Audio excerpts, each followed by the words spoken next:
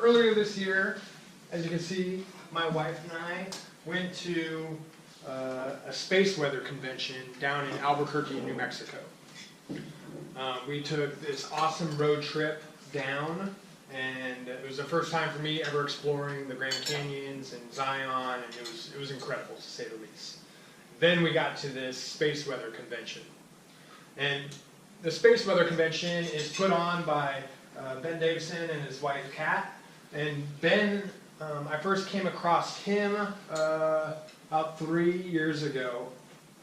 A friend of mine showed me a YouTube channel, and on this YouTube channel, Ben every morning would get up at like 4 o'clock in the morning and do a recap on what the sun has been doing for the last 24 hours. It caught my ear, and I've literally been watching every day now, just trying to figure out what it is that he was saying, because it sounded really smart and I wanted to know more.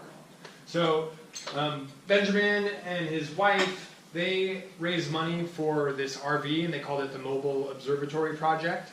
And they went around the US in this RV and were taking scientific instruments with them and going out and educating schools and like whoever would house them about the sun. More has been learned about the sun in the last 5 years than ever known before.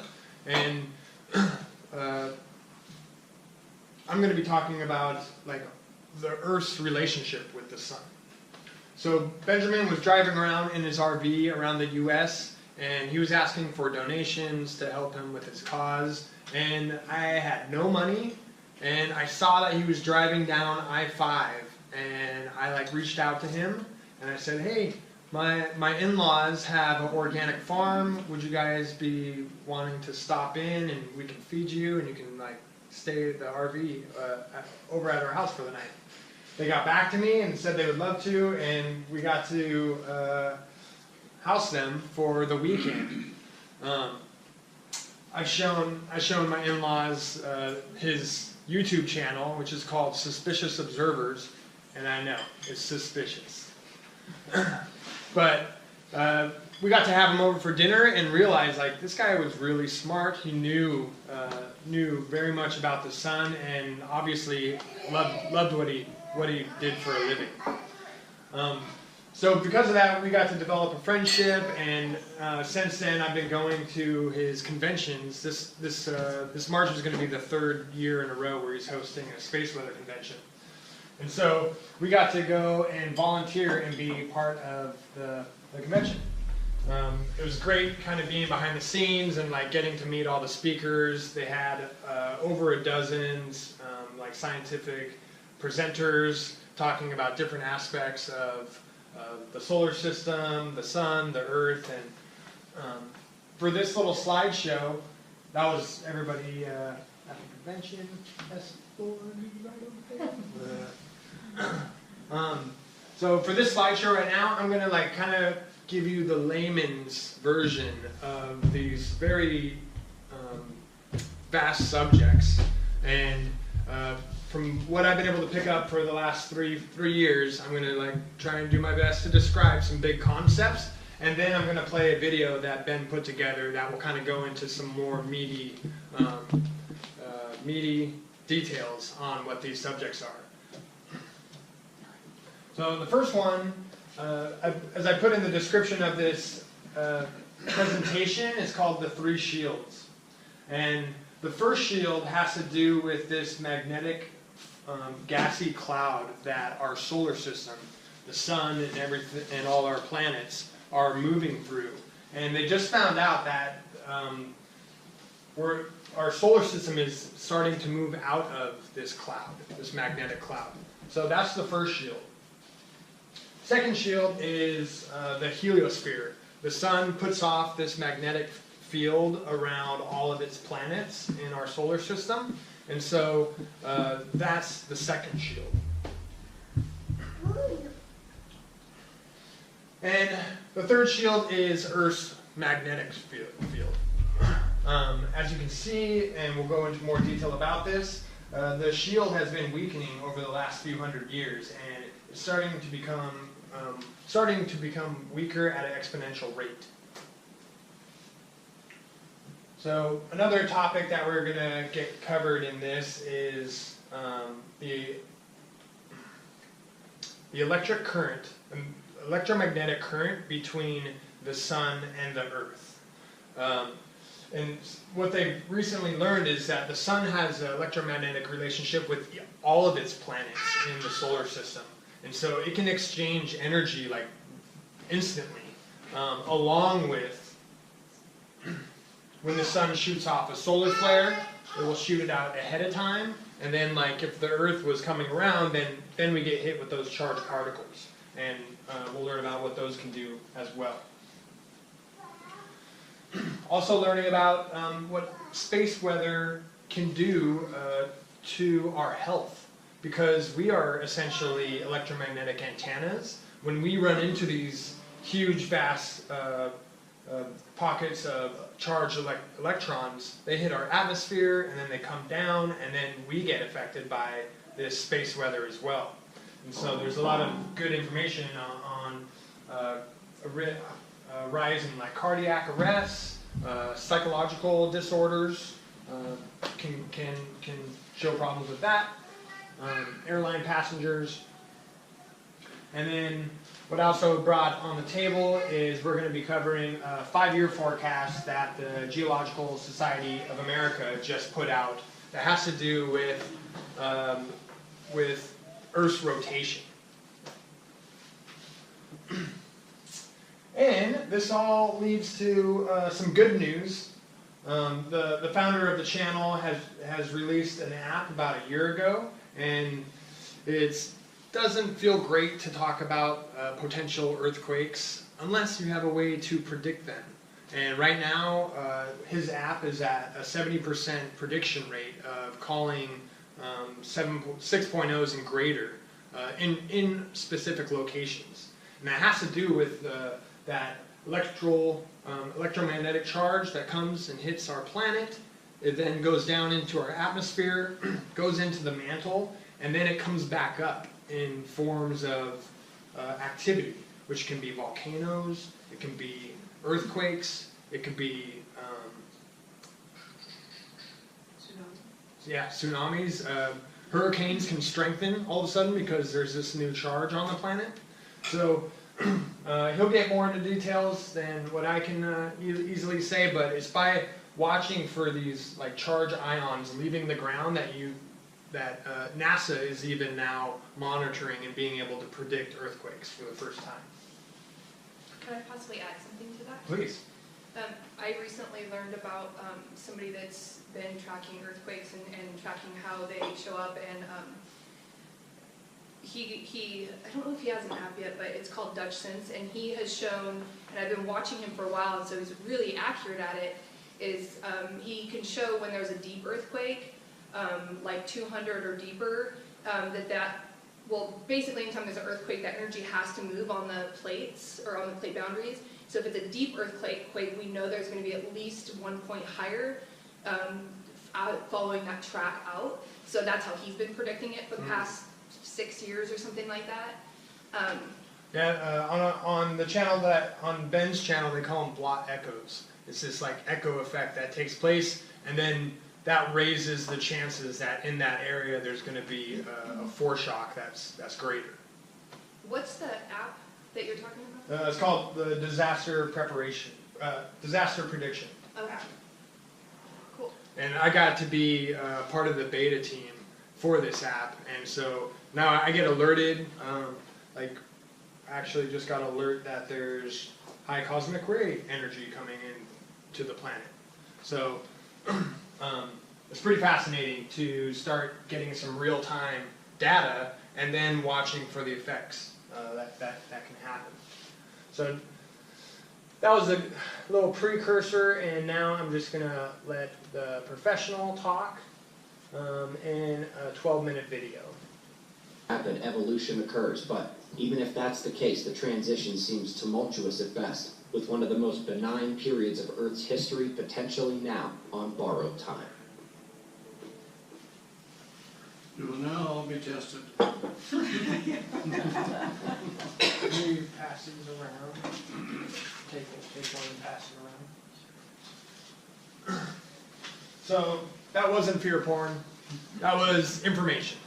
I'm providing the sources for a lot of those topics for you, hopefully, to be sparked in order to go do your own investigation, because really, that's the only way you should be able to get convinced, is with your own confirmation.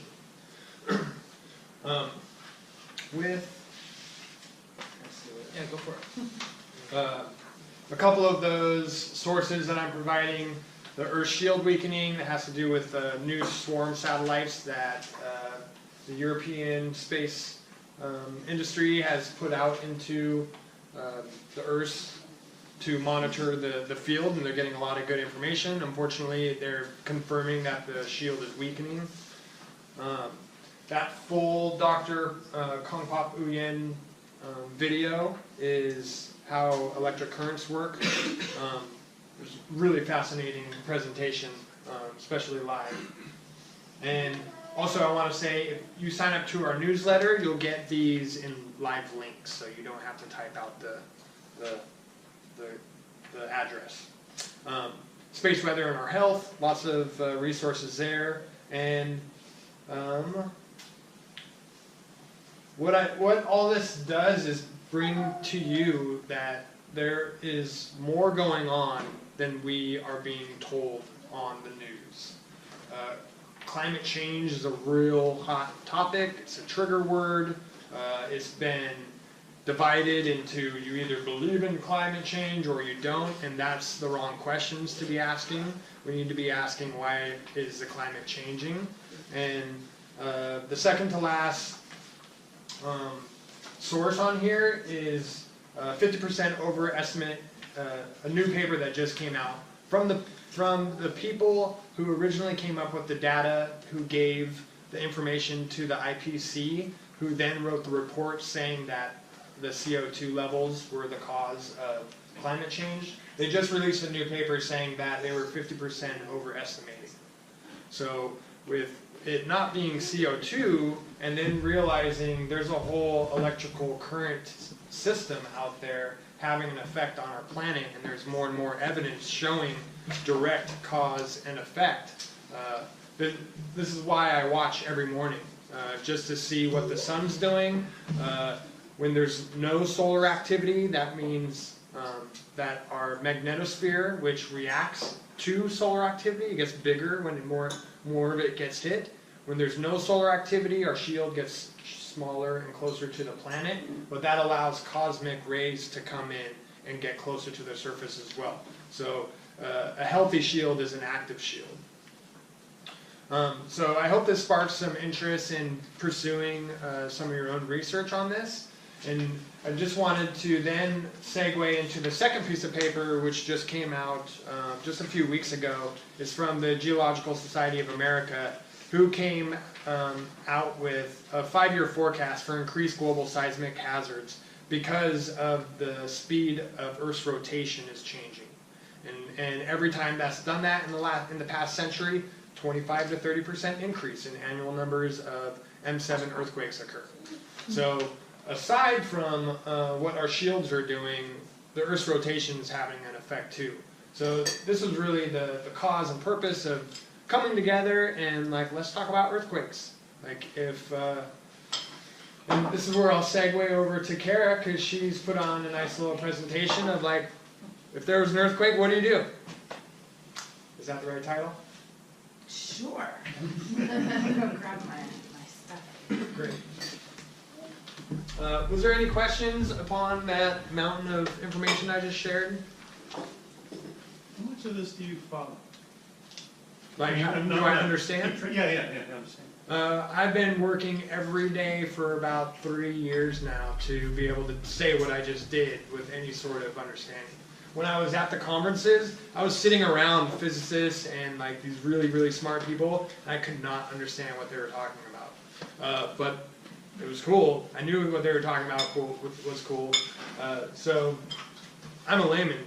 I'm not academically taught, and so I appreciate when it's being broken down for me, because then I have a grasp, and I more appreciate the sources to be able to do my own research.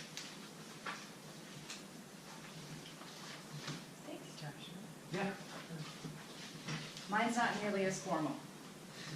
Let's just say that right off the bat. No, this is good. You know, I've had a busy weekend working, but it's kind of one of the nice things about presenting is that by me doing this is my way of being able to retain the information. And what I'm going to be pulling from here is actually some resources that I got from the Disaster Preparedness Fair. That was, what was it, September, I think, maybe?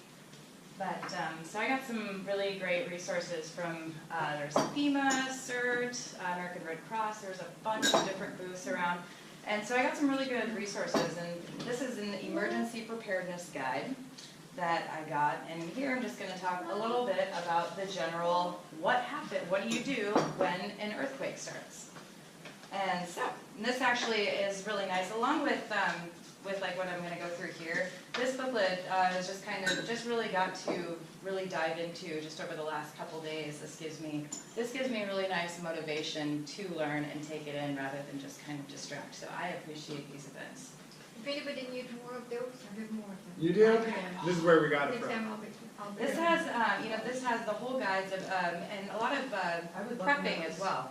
It's all the kind of storing water, fastening things in your home so to prepare, make sure that anything in your home that might possibly come tumbling down, have these things fastened. But what I'm going to just go into really quick, because I'm sure that you could do a fabulous job on that. great job. This is why it's good for me. So if you are indoors, stay inside. Move under a desk or a sturdy table and hold on. Really the biggest motto that the theme is in here is to drop, cover, and hold on. So, Same advice for a nuclear attack. yeah, there we go. Well, and this is because I always remember, from a kid and just, watching sitcoms or whatever, I always, drawing upon those memories, I always just thought, oh, run to a doorway. Run into a doorway. And that was just really the only thing that I kind of had in my memory. And where this is like, if we were in here and an earthquake started, get down on the floor, hold on to this wonderful sturdy table right here, and just hold on and wait it out. Don't try and run. You get knocked on your feet, off your feet really easily. I got an awful story. Please. I was living downtown Seattle, and Bring on the office. this was like early 2000s. Earthquake happened, and I totally remember my roommate and I. We like ran to the windows, and we were like looking out the windows with our heads out the windows, trying to like see the buildings sway downtown. And my girlfriend at the time, she came out of the room. She's like, "What are you guys doing?" We're like, "What?" You don't want to miss it. That's like me in an Ohio storm, like, thunder, lightning, and all the locals are just like, Well, see, that from Minnesota, and so, we're any fear of earthquakes, but there was lots of tornadoes. And I remember being a kid, and, mom and dad, when tornadoes happen locally, get down into the basement, get yourself covered up, while my brother and his friends are running outside to go see if they can go see it, and the same thing. My mom just, what are you doing? Get back inside. If you're in a crowded store or a public place, do not rush for an exit. Move away from any display shelves holding objects that could fall on you, and drop, cover, and hold on. If you're in a theater or a stadium, stay in your seat, protect your head with your arms, and if you can, get under the seat. Do not leave until the shaking stops. You are outdoors. Move to a clear area away from trees, signs, buildings, or downed electrical wire or poles. I don't know what you hold on to at that point. But if you're on a sidewalk near a tall building, get into a building's doorway or lobby to protect yourself from falling bricks, glass, or other debris. If you're driving, slowly pull over to the side of the road. Avoid overpasses, power lines, and other hazards. Stay inside until the vehicle stops shaking.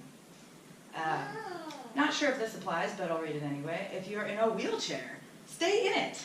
Move to safe cover if possible. Lock your wheels and protect your head with your arms. Let's see. After an earthquake, be prepared for aftershocks. Check yourself and those around you for any injuries. Call 911 only to report a life-threatening emergency. Try to contact your out-of-area phone contact. Listen to your radio. If you are evacuated, wait until you are told it is safe before returning home or going inside. Stay away from downed power lines. Do not drive unnecessarily. And if you smell gas or hear a hissing sound, open a window or leave the building. Shut off the main gas valve outside. And check on your neighbors. This is really all that I've got prepared for this evening. I did bring some of the resources that Even if you can't drink it, you know, you can do stuff with it. And you can also have filtered water. Of course you can, you that's know. right. And boil Water and, you know, bottles. maybe, you know. I was in Guam for 2 hurricanes in 1 week, and it knocked the power out for a month. And water within 3 days was like bad. Like you were not allowed to drink any of the water because it just That's a got good stagnant. reminder, thank you for saying that, because I know it gets, like, we have a holding tank, but I'm not even thinking about, like, what happens to my neighbor's, his sewage drain, that get, you know, from the earthquake, just, Yeah. so that's, yeah. I just came across an industrial website that sells industrial supplies, and they had like this massive box, plastic box for holding water with like a metal frame around it. That didn't look that expensive, and just bottles and like $12 buckets. So I'll share that in the group of Okay. just I have a well question. We're on the well for the first time, and if the power goes out, do you still get water? It depends on how your system's set up. Really? If you have electricity through the grid, then you wouldn't have it. Oh, I used to live on Lake Kavanaugh, and when the power went out up there, we didn't have water for a really long time. It was horrible. Yeah. We have solar, but the solar shines high. We need a battery system also. well, I have Oh, we do have- Yeah, generator would work. That's what it was. And if you, especially Solar if you're panels. fair about it, right, you Right. only use it for the pump or something. The other thing is you Make that can run get a all the time. manual pump for it, Mm. which we have, but I've never seen. Because my partner says we have one, but it's some sort of thing that you actually put on the pump and then hand crank it. But it only goes so far down, so you have to have a pretty shallow well. Mhm. So, depending on what your guys' well setup Yeah. is, Interesting, good to know. How about city water? you would not have city water. So I don't drink city water anyway, but I have 12 3-gallon jugs that I bring up to the artesian well, and I keep those full on Is there one of those locally? Yes. Where's that? You can pick my brain. I'm happy to share. Cool. So if you go, It's out past my place, out past, Maple, well, you go past Maple Falls. Yeah. So go to Maple Falls and You can turn. wait till after the camera's off. oh, No, it's like freely running, Cool. and you're saying that, but you don't realize who you might be sharing this with. Oh. Well, I have a really, I think, fun exercise to do. What if an earthquake just took place? And we're all safe, everybody's accounted for, and one of the first things that you need to do is shut off the gas, water, and electricity of the building that you're in to avoid leaks and surges. So let's do role play of we're in a building, nobody really knows where they are, so let's like break off and find the electrical panel, the gas main, and the water main. Can we find us inside rooms that aren't locked? Yeah, I think so. Okay. I think so. Well, that would be I checked part of the with fun. Well, I know a lot of times electric panels are in bedrooms, Yeah, so it's like, so Do we all have to get under the table? what do we do? No, we're done Post shaking. We're earthquake, done post shaking. earthquake. Everybody's safe, but we need to shut that stuff off. Probably outside. Yeah, I was gonna say outside. That's part of the exercise.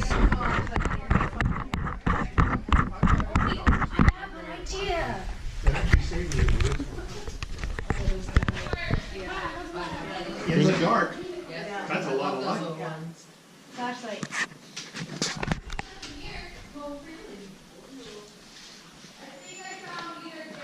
There's valves. The gas and water. Nice. Nice. Good find. That was went in here quick. instead of the bathroom on accident. First time I was here. Oh, that was a good. So what do you do?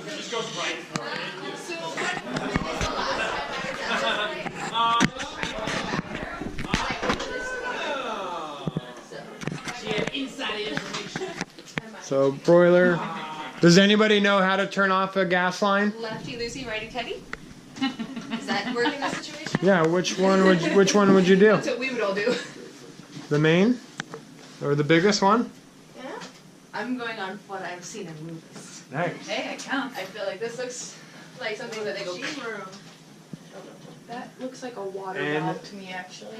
It is. And we've got this one right here too. So gas and water, is that in All the here? valves and turn them all off, right? That sounds a little big. Unless they're already out and you're turning them on. Yeah. Does anybody know if this is gas and water or just gas? It looks like gas. Okay.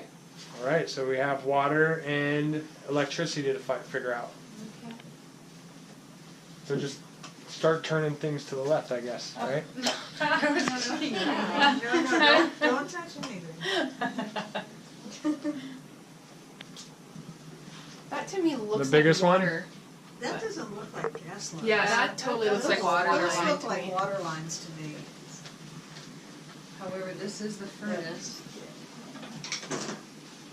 Whoa. Is that the backup? That's not gas, that's wood. That's wood.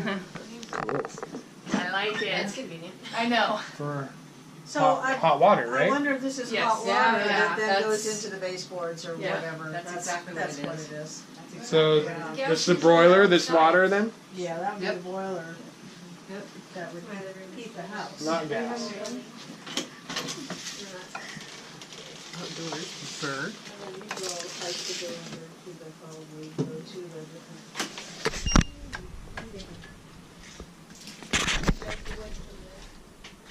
For the broiler. Gas usually shut off outside. Gas Yeah. will be outside. All right. Well. Oops.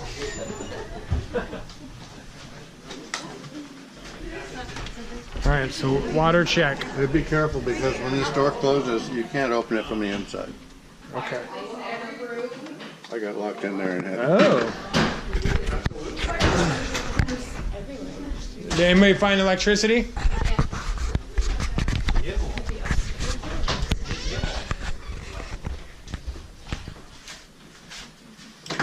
It's locked, it means you're not supposed to go in there. Oh. What's in there? How you doing, Bob? Good to see you. Nothing goes. Bedroom? Yeah, bedroom. Oh, this is the porch that you were out on earlier. The door. Nice. Yeah. Question. Hi, little one.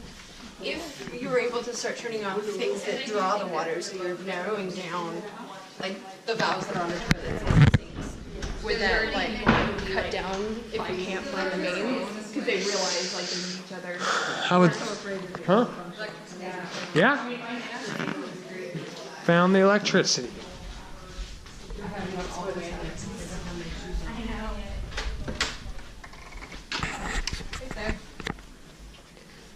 And it's possible Nice. gas might be back there too because there's the hot water tank. Oh, yeah. Do we have a flashlight?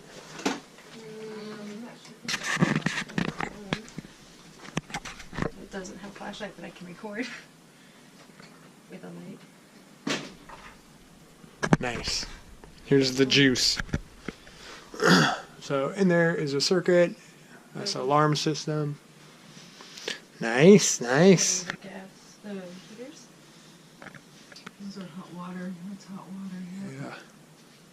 Gas shut-off valve is usually outside. I'm guessing it is too. It's gonna require some shoes. I think it's right up there. I'm gonna go get shoes and figure out where it is.